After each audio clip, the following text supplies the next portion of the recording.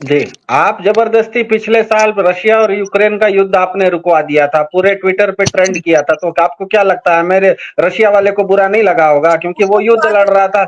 ने वार रुकवा दी। हाँ, पापा ने वार रुकवा दी तो वो भी तो गुस्से में आएगा, कहेगा कि हाँ ट्रंप ने आपका वार रुकवा दिया। तो आप अगर जबरदस्ती दूसरे के फटे में घुसने की कोशिश करेंगे तो सामने वाला भी तो मौका ताड़ते रहेगा आपको आपको हरासमेंट करने के लिए। सीधी सीधी बात यह है कि दोस्ती कभी भी दबाव या दादागिरी में नहीं होती है।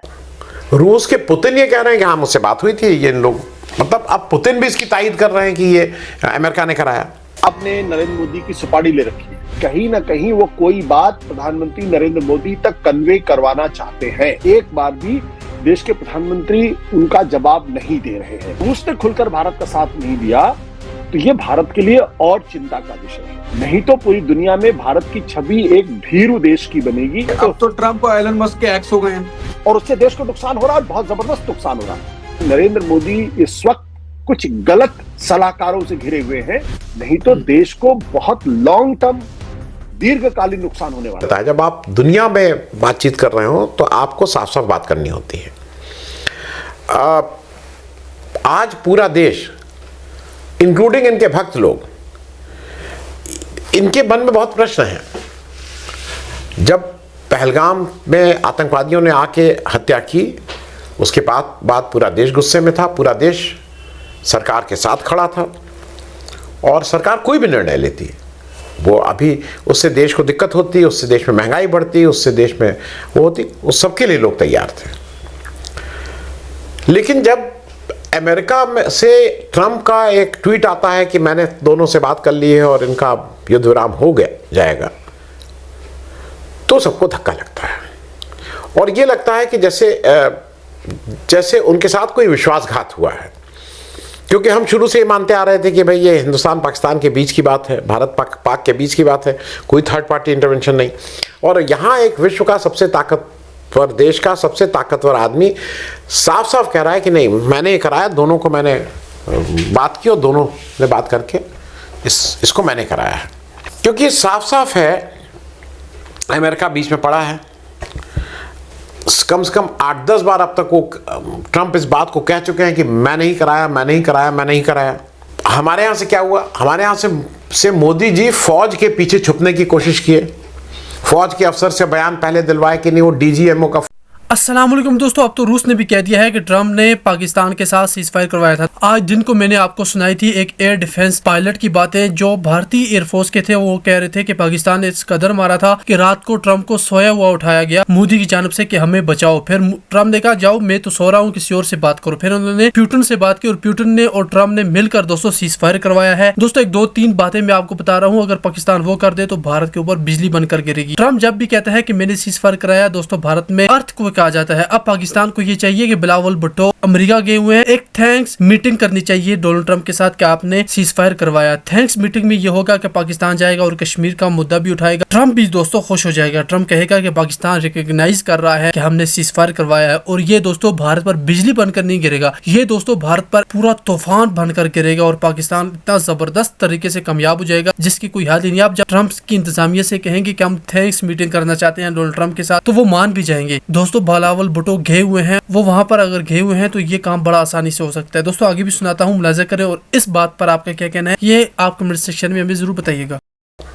रूस के पुतिन ये कह रहे हैं कि हाँ मुझसे बात हुई थी, ये लोग मतलब अब पुतिन भी इसकी तायद कर रहे हैं कि ये अमेरिका ने कराया। अब या तो आप साफ साफ आके कहिए कि ये झूठ बोल रहा है, ये अमेरिका का प्रेसिडेंट ट्रंप झूठ बोल रहे हैं, कहिए, पूरा देश आपके साथ है। और अगर आप चुप हैं और अगर आप डीजीएमओ से बात हो गई, उनसे बात हो गई, घुमा फिरा के बातें कर रहे हैं तो फिर आपकी कलई खुल रही है।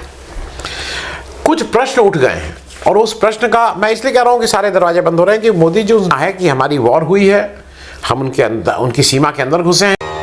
ट्रंप साहब ने नरेंद्र मोदी की सुपारी ले रखी है, कहीं ना कहीं वो कोई बात प्रधानमंत्री नरेंद्र मोदी तक कन्वे करवाना चाहते हैं। एक बार भी देश के प्रधानमंत्री उनका जवाब नहीं दे रहे हैं। रूस ने खुलकर भारत का साथ नहीं दिया तो ये भारत के लिए और चिंता का विषय है। नहीं तो पूरी दुनिया में भारत की छवि एक भीरू देश की बनेगी। अब तो ट्रंप और एलन मस्क मतलब अपने जो सेना के, इसका मतलब ये कि भारत जो अपनी छवि पेश कर रहा था कि वो विश्व गुरु है, वो दुनिया की राजनीति उसके इर्द गिर्द चलती है, तमाम दुनिया के जो बड़े बड़े नेता हैं उनसे वो गले मिलते हैं और वो उनकी बातों को सुनते हैं, ये सब एक आभासी चित्र था और इसमें कहीं कोई तत्व नहीं था, कोई सब्सटेंस नहीं था। इसलिए मेरा कहना है कि प्रधानमंत्री जी को फौरन इसका जवाब देना चाहिए, अन्यथा भारत को बहुत ज्यादा नुकसान होगा। आपने कहा कि कोई निजी दुश्मनी है, आपने पिछले कार्यक्रम में भी एक में जिक्र किया था कि क्या निजी दुश्मनी है, शॉर्ट में यहाँ पर भी बताएं। और साथ में ये भी है कि ट्रंप की ऐसी दुश्मनी है कि वो चाहते हैं, जैसे कि जो विपक्ष कह रहा है, बाकी भारत में भी सवाल उठाए जा रहे हैं कि नरेंद्र सरेंडर, वो भी चाहते हैं कि ये बात फैले कि ये मेरे सामने सरेंडर है, नीचा दिखाने की कोशिश कर रहे हैं, तभी पुतिन के सामने भी बोले। और ट्रंप का यही उनका सोच समझ है अभी। देखिए, ये एक चीज तो बिल्कुल स्पष्ट दर्शाता है कि जो प्रधानमंत्री नरेंद्र मोदी की टीम है वो डोनाल्ड ट्रंप को आंकने में पूरी तरीके से नाकाम है। अन्यथा कोई कारण नहीं था कि पहले बार जो राष्ट्रपति बने थे तब आप उनका फूलमाला से स्वागत कर रहे थे, आप उनके लिए अमेरिका में जाके वोट मांग रहे थे, आप अहमदाबाद में हाउडी मोदी कर रहे थे, ये सारी चीजें आप कर रहे थे और आप ये दुनिया के सामने तस्वीर पेश कर रहे थे, चित्र पेश कर रहे थे कि ट्रंप और मोदी के बीच में दो जुड़वा भाइयों जैसा रिश्ता है। इस तस्वीर को पेश करते समय शायद वो इस बात को भूल गए कि ट्रंप अमेरिका के राष्ट्रपति हैं और उनकी प्रायोरिटी, उनकी प्राथमिकता अमेरिका है। वो कभी भी भारत के हित में बात नहीं करेंगे अगर अमेरिका और भारत के हितों में टकराव होगा। और साथ ही साथ इस बात का भी प्रमाण है कि उनकी जो पूरी टीम को जो होमवर्क ट्रंप के बारे में करना चाहिए कि वो कितने एकनिष्ठ व्यक्ति हैं और आत्मनिष्ठ व्यक्ति हैं।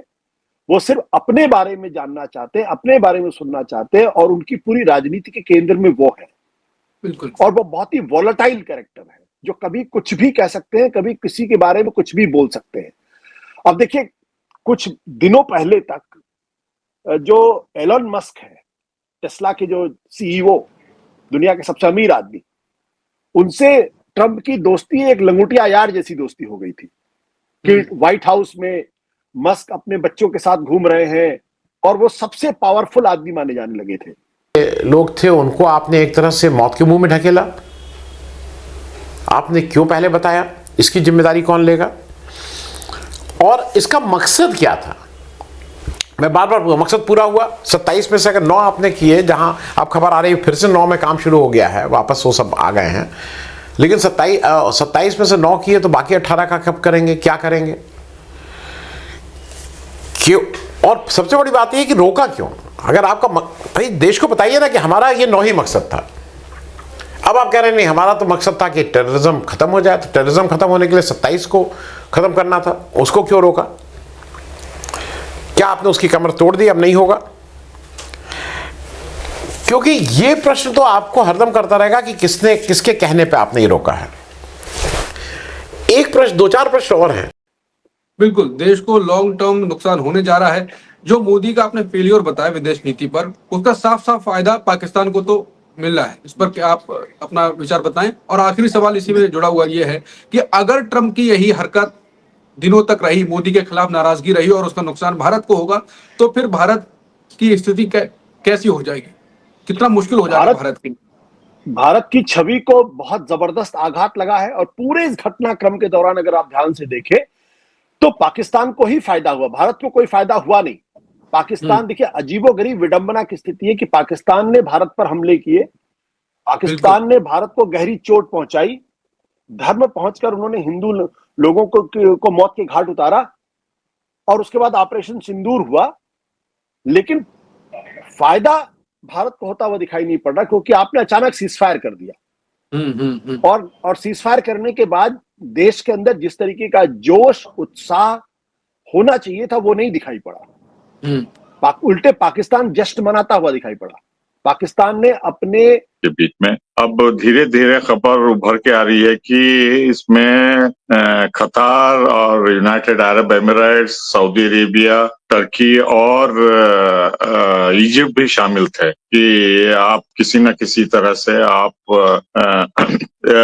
जहां तक पुतिन का ये कमेंट है, इसमें दो चीजें हैं। एक तो पिछले महीने मई में रशिया ने बहुत बड़ा कार्यक्रम किया वो सेकेंड वर्ल्ड वॉर के एनिवर्सरी को लेके, जिसमें पुतिन उम्मीद कर रहे थे कि भारत के प्रधानमंत्री भी वहां जाएंगे और दूसरे दुनिया की लीडर जो वहां थे। तो नरेंद्र मोदी ने इनको जाने से नहीं गए वहां। दूसरी बात यह है कि कई हफ्तों से या कई महीनों से हम ये सुन रहे हैं कि रशिया के प्रेसिडेंट भारत आ रहे हैं बोल के। अभी तक इसमें कोई पुष्टि नहीं हुई है, कोई डेट फिक्स नहीं हुआ है और इस पे कोई गवर्नमेंट का रिएक्शन नहीं है।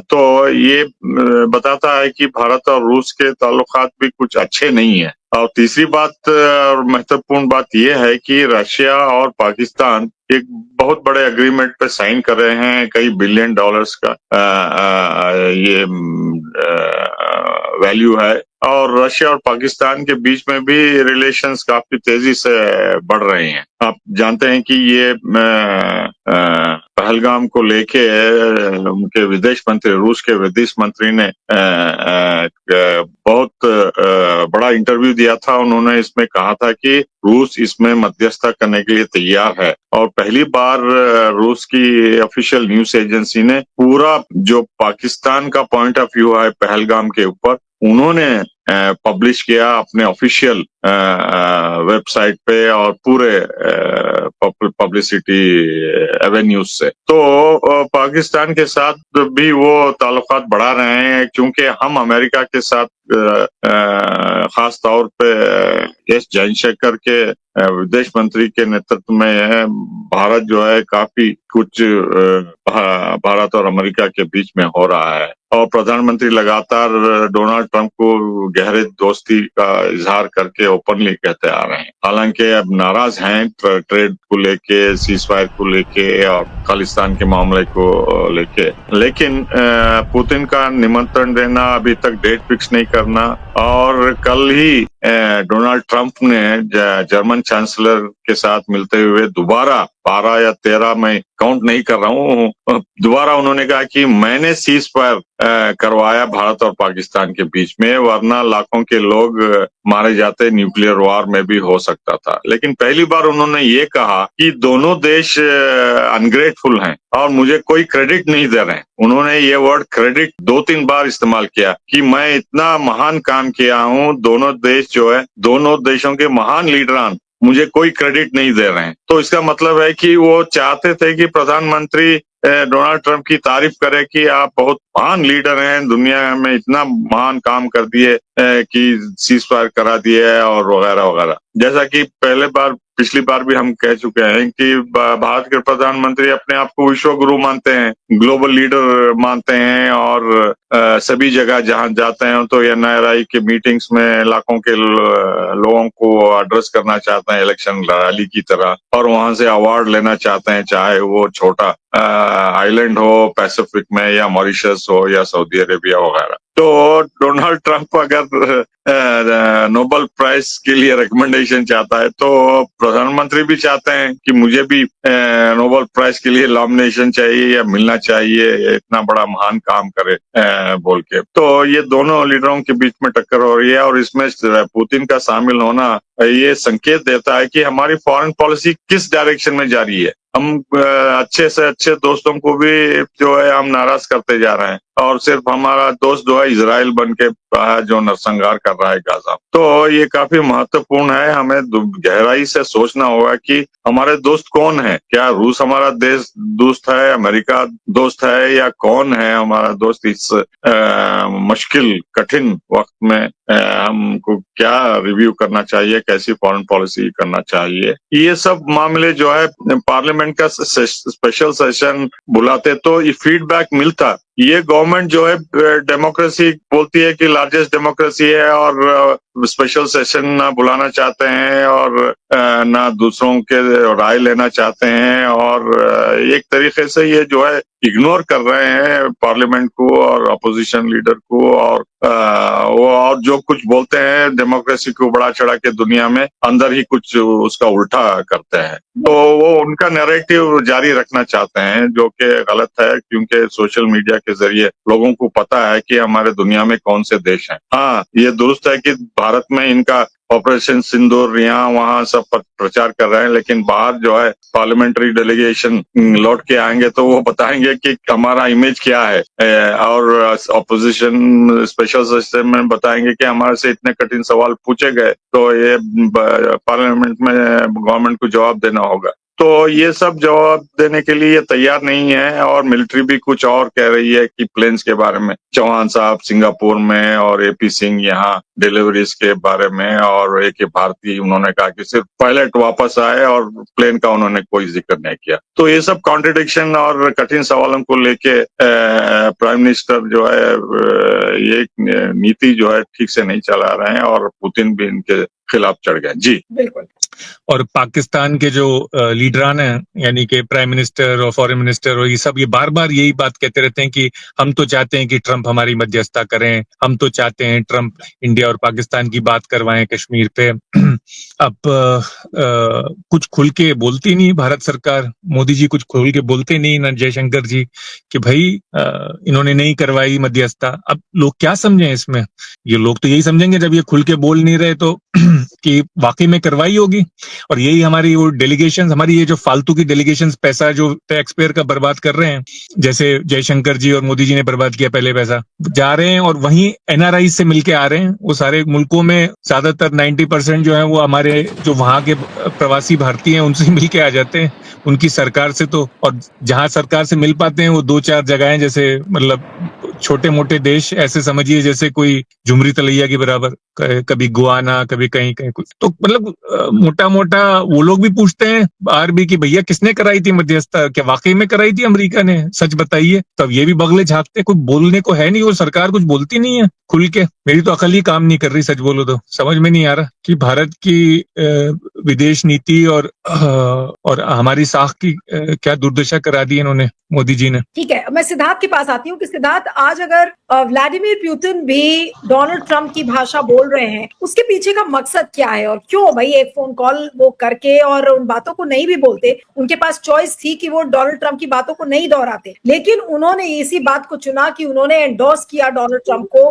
कहते हुए जो भी उन्होंने कहा, और ये जानते हुए कि भारत थर्ड पार्टी मीडिएशन को कंडेम कर रहा है, उसको रिजेक्ट कर रहा है लगातार। लेकिन फिर भी पुतिन ने अगर उस बात को एंडोर्स किया है तो वो क्या शो करता है? मोदी जी के बारे में क्या शो करता है और भारत और क्रेमलिन के बीच में जो संबंध है वो क्या शो करता है?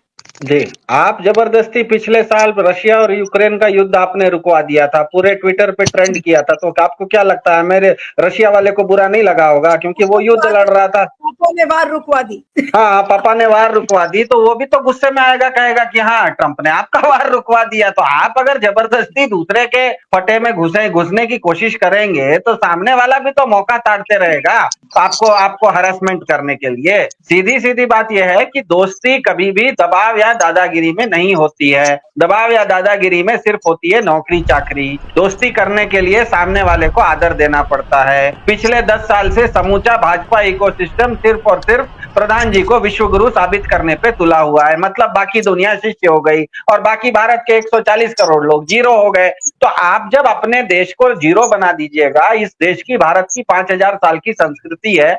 दुनिया में जितने भी आप कहीं पर भी जाइए तो लोग ये मानते हैं कि भारत की अपनी एक 5000 साल की संस्कृति है। वो संस्कृति में गौतम बुद्ध भी हैं, भगवान महावीर भी हैं, गांधी भी हैं, आदि शंकराचार्य भी हैं, अकबर भी हैं। एक संस्कृति है, कहने का तात्पर्य है कि एक संस्कृति है। उस संस्कृति को आपने जनरलाइज करके, सिंप्लीफाई करके केवल एक आदमी पर लाके रख दिया, केवल और केवल प्रधान जी पर लाके रख दिया। तो प्रधान जी अगर कहीं कभी कुछ गलत करेंगे या वो दूसरे के युद्ध में जबरदस्ती रुकवाने जाएंगे तो वो भी तो कि आपके युद्ध को जबरदस्ती रुकवाने के लिए आ जाएगा। और सबसे बड़ी बात यह है कि जैसे ही भारत में, ये सबको पता है कि भारत और पाकिस्तान के बीच ऑपरेशन सिंदूर का सीज फायर की सबसे पहली घोषणा ट्रंप साहब ने की।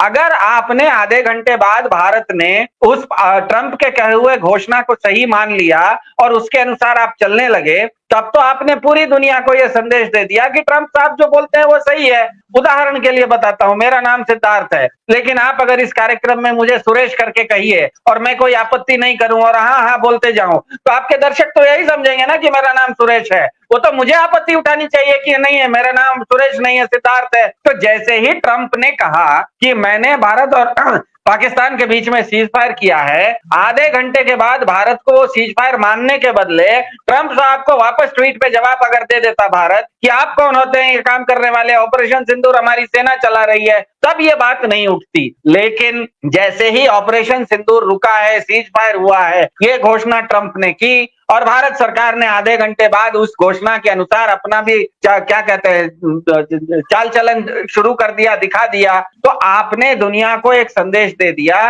कि भारत के ऊपर अमेरिका की और ट्रंप की दादागिरी आजकल चल रही है। जैसे ही आपने संदेश दे दिया कि आपका कोई अस्तित्व नहीं है, आपको ट्रंप कंट्रोल करता है, तो सारी दुनिया उन्हीं को क्रेडिट देने के लिए जाएगी। पाकिस्तान भी जर नहीं भी है तो पाकिस्तान दौड़ते हुए जाएगा ट्रंप साहब के पास कि कश्मीर की बात करवा दो।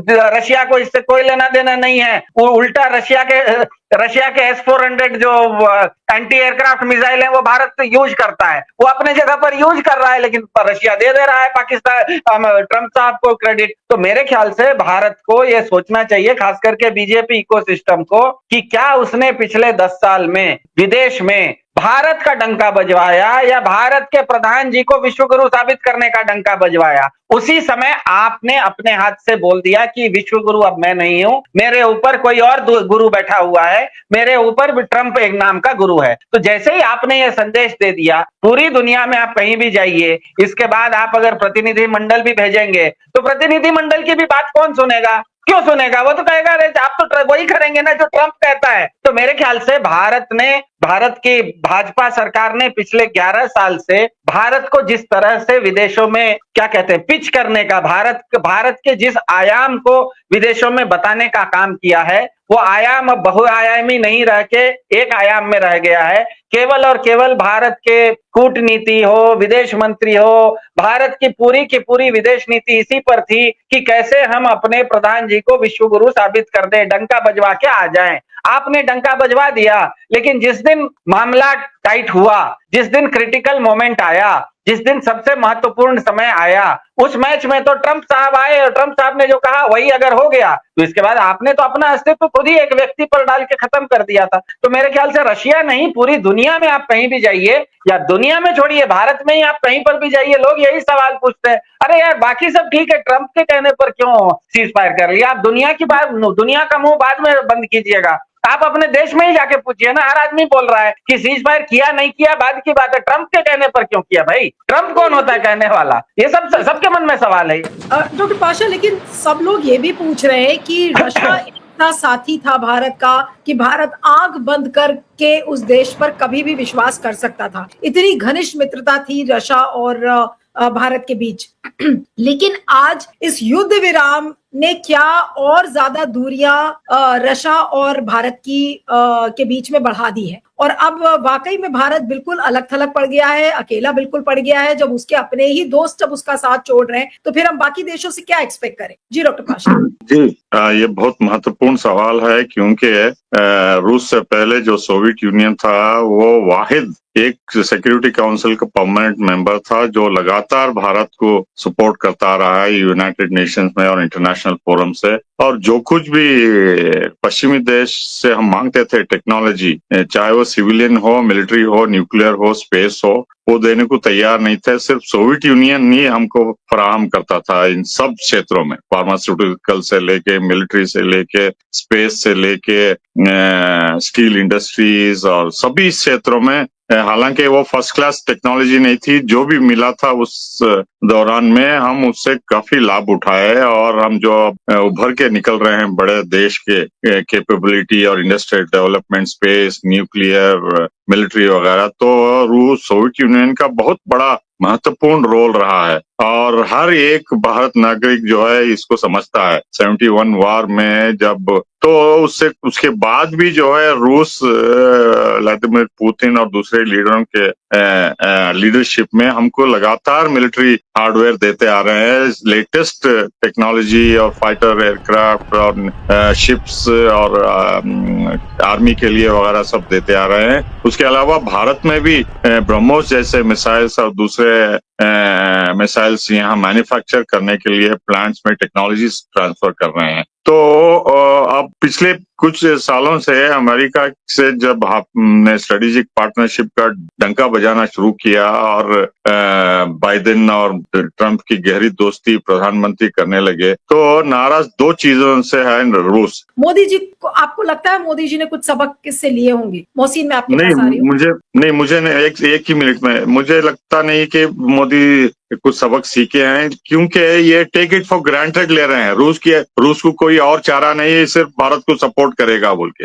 ये बहुत बड़ी गलत फहमी है मोदी और एनडीए सरकार की। रूस के पास भी बहुत सारे ऑप्शंस हैं। मेरे ख्याल से ये रूस के साथ ताल्लुकात कमजोर करना बहुत महंगा पड़ेगा। जी माफ कीजिए। ओके, मोहसिन, आपको भी लगता है कि जहां तक रशिया का सवाल है, बिल्कुल भारत ने उसको टेकन फॉर ग्रांटेड ले लिया है और भारत को लगता है कि कुछ भी हो जाएगा लेकिन रशिया तो हमें सपोर्ट करेगा ही, और ये चीज मोदी जी को ले डूब सकती है? मेरे ख्याल से मोदी जी का कैलकुलेशन ये है कि देखो, हमें हथियार खरीदने हैं, हम दुनिया के सबसे बड़े हथियार के खरीदार हैं, रशिया को हथियार बेचने हैं और रशिया की मजबूरी है कि उसको कैश चाहिए, पैसा चाहिए, तो किसी ना किसी को तो बेचेगा वो इतने हथियार। और कौन इतना बड़ा खरीदार होगा हिंदुस्तान के अलावा जो इतने बहुत से हथियार खरीदता है रशिया से। पर मोदी जी इस बात को नहीं समझ रहे कि हम भी रशिया पे निर्भर हैं एक तरह से, क्योंकि हमारे ज्यादातर हथियार जो है वो रूसी हैं, तो उनके स्पेयर पार्ट्स चाहिए, उनके मेंटेनेंस चाहिए। दूसरी बात यह है कि हमें नए हथियार हम खरीद नहीं सकते चीन से, क्योंकि चीन हमारा दुश्मन है। अमेरिका से हम खरीद नहीं सकते क्योंकि अमेरिकन हथियार बहुत महंगे हैं। तो ये मतलब कि हमारे पास सिर्फ ये 2 या 3 और जगह रह जाती हैं। एक इजराइल है, पर इजराइल के हम ज्यादातर हथियार वैसे ही ले चुके हैं और बहुत सारी चीजें इजराइल बनाता ही नहीं है, जैसे फाइटर प्लेन है, हिंदुस्तान को सख्त जरूरत है, और भी चीजें, शिप विप है, हेलीकॉप्टर है, बनाता ही नहीं वो। तो हमें रशिया पे फिर भी निर्भर होना पड़ेगा नए हथियारों के लिए भी काफी हद तक, क्योंकि और किसी जगह हमें इतने सस्ते मिल नहीं सकते। तो हम भी रशिया पे निर्भर हैं, रशिया भी हम पे निर्भर है एक तरह से। पर अब रशिया ने ये फैसला कर लिया कि कुछ हमने रशिया का फायदा उठाया है यूक्रेन की जंग के दौरान, तो रशिया को लगता है कि भाई अपने ऑप्शंस ओपन रखो, मार्केट में सिर्फ एक वर नहीं है। ओपन डेटिंग शुरू कर दी है रशिया ने, पाकिस्तान और अफगानिस्तान और चीन के ऊपर तो खैर बहुत ही ज्यादा निर्भर हो गया है, मतलब ऐसा है कि धर्मपत्नी जैसा रिश्ता हो गया है चीन के साथ। तो अब हिंदुस्तान को सोचना पड़ेगा कि चीन से दुश्मनी है, पाकिस्तान से दुश्मनी है, बांग्लादेश से दुश्मनी है, अब तो तुर्की और मालदीव से भी पाल ली है। तो अब आपका बचेगा कौन दोस्त? अमेरिका तो वही है, व्यापारी है व्यापारी के साथ कोई रिश्ता तो बन नहीं सकता, धंधा ही हो सकता है सिर्फ। तो धंधे की हद तक रिश्ता है वहां पे, कोई खास रिश्ता नहीं मानूंगा मैं इसे। तो अब आपका कोई खास दोस्त नहीं रह गया, कोई खास रिश्ता नहीं रह गया। तो अब इस सूरत हाल में आप क्या कहेंगे कि ये क्या एक कामयाब नीति है? क्या आप विश्व गुरु माने जा रहे हैं इसमें, मोदी जी या जयशंकर जी? पर अब इसका कोई तोड़ अगली सरकार ही कर सकती है, अब ये मोदी जी के हाथ में नहीं है। अब कोई नई सरकार आएगी तो ही इसका तोड़ निकलेगा। मोदी जी ने अपने 11 साल में और जो भी अब बचे कुछ साल हैं उनमें बाकी नैया डुबो दी है, ना इनसे अब संभल पाएगी, क्योंकि नैया इतनी ज्यादा पानी में जा चुकी है कि पानी निकल भी नहीं सकता इसमें से। जी ठीक है, अब सिद्धार्थ के पास मैं अंतिम कमेंट के लिए आऊंगी कि सिद्धार्थ, ये जो डोनाल्ड ट्रंप की बातें जो क्रेमलिन ने एंडोर्स की और व्लादिमीर पुतिन ने एंडोर्स किया है, अंत में क्या कहेंगे? अनम्यूट कर लीजिए आप, सिद्धार्थ म्यूटेड है। हाँ। नेपाल से या कोई और देश से, तो ये हमें